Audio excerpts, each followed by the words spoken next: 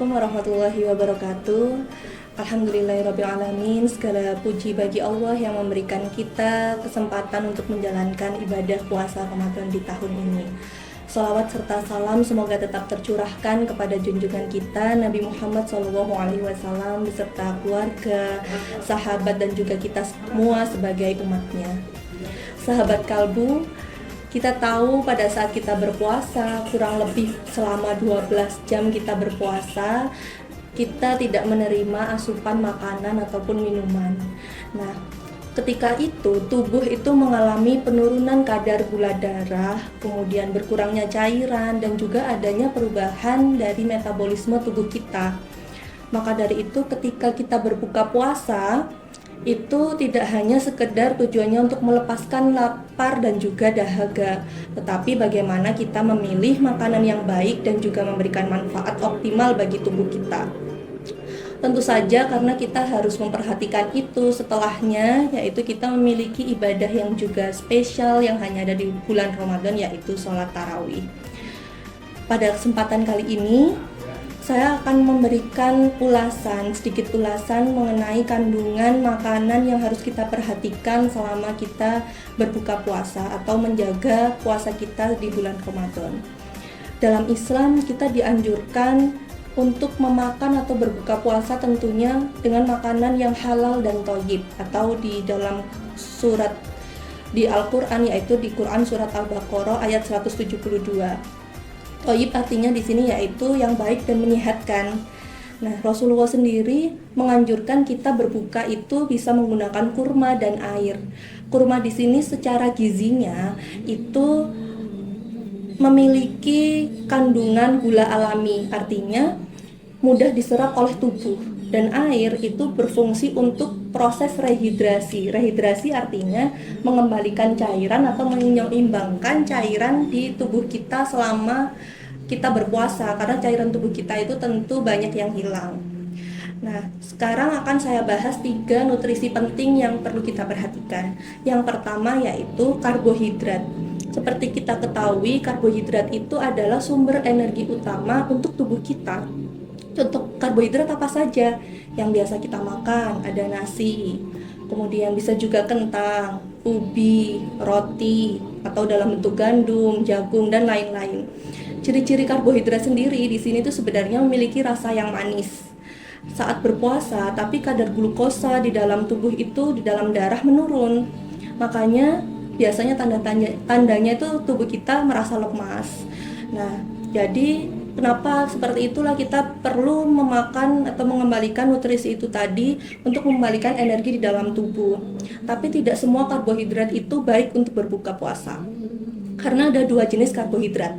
Nah, karbohidrat ini misal kita golongkan sebagai karbohidrat yang sederhana dan juga yang kompleks. Kalau di dalam kimia, karbohidrat sederhana kita lihat dari strukturnya yang paling kecil, yaitu dalam bentuk monosakarida. Monosakarida ini contohnya ada glukosa.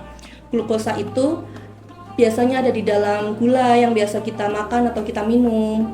Kemudian ada juga fruktosa. Fruktosa ini yang di dalam kurma. Nah, ini termasuk ke karbohidrat yang kompleks, yang sederhana.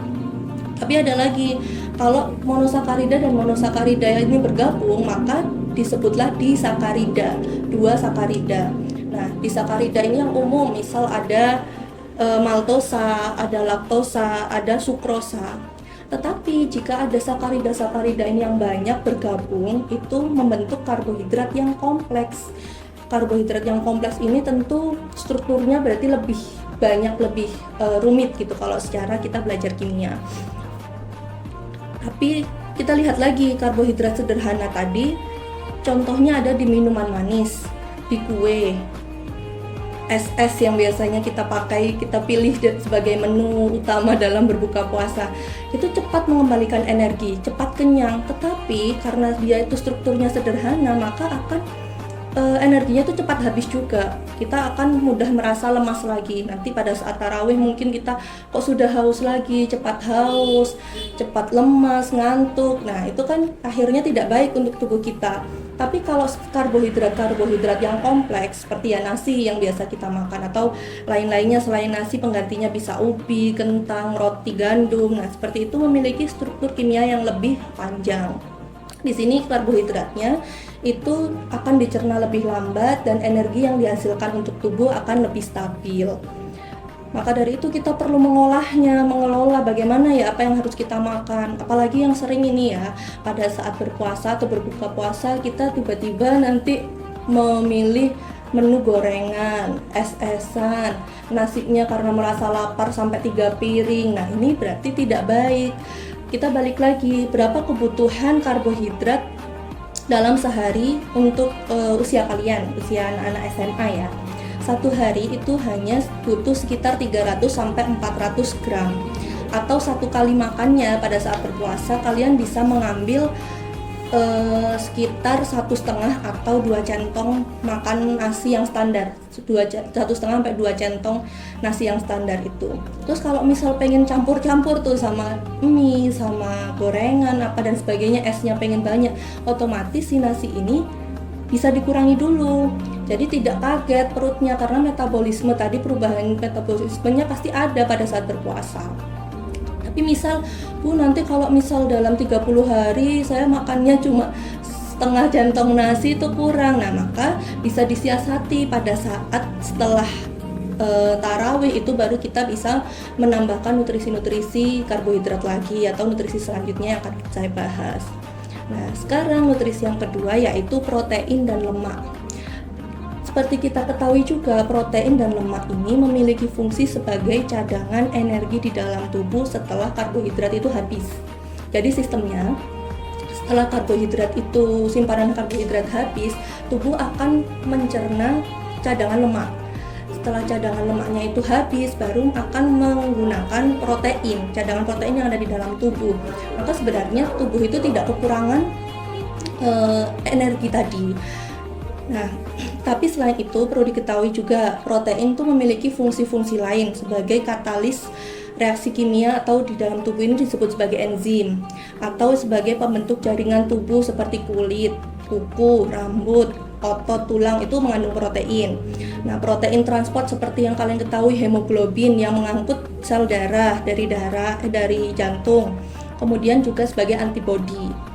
Nah, lemak sendiri memiliki fungsi yaitu selain sumber energi tadi, pelindung organ-organ vital, pembentuk membran sel, dan penyusun zat hormonal.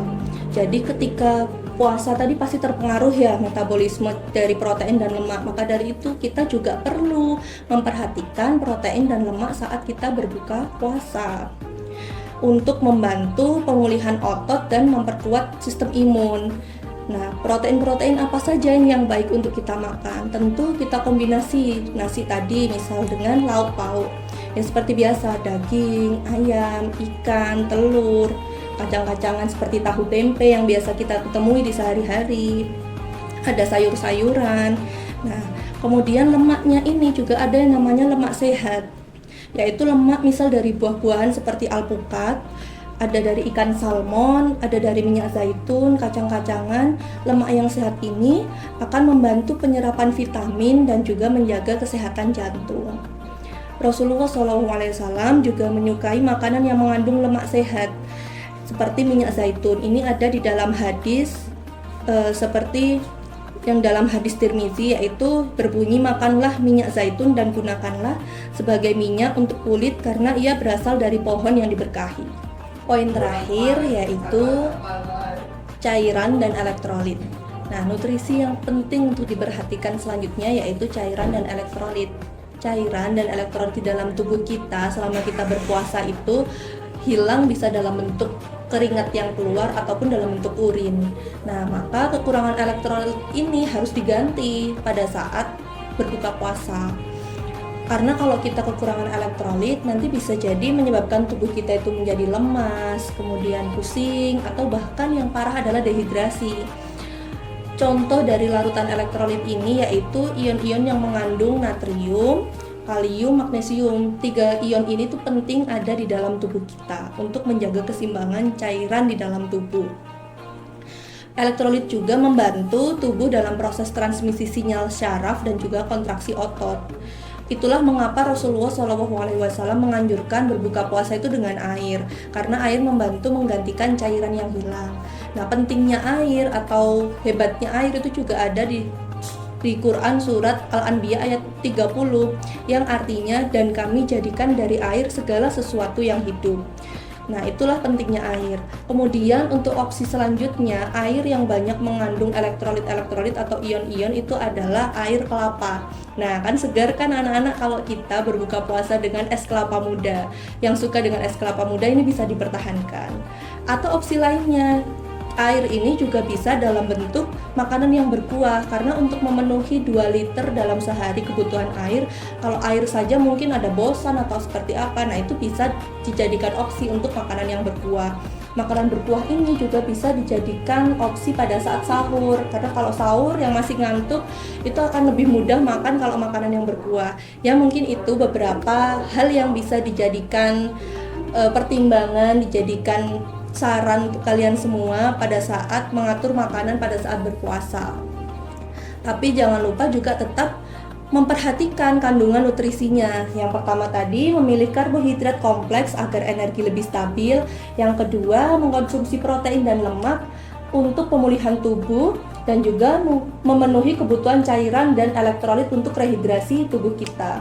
Dengan perhatikan asupan makanan ini, insya Allah puasa kita menjadi lebih sehat dan bermanfaat, dan semoga Allah memberikan keberkahan dalam setiap makanan yang kita konsumsi.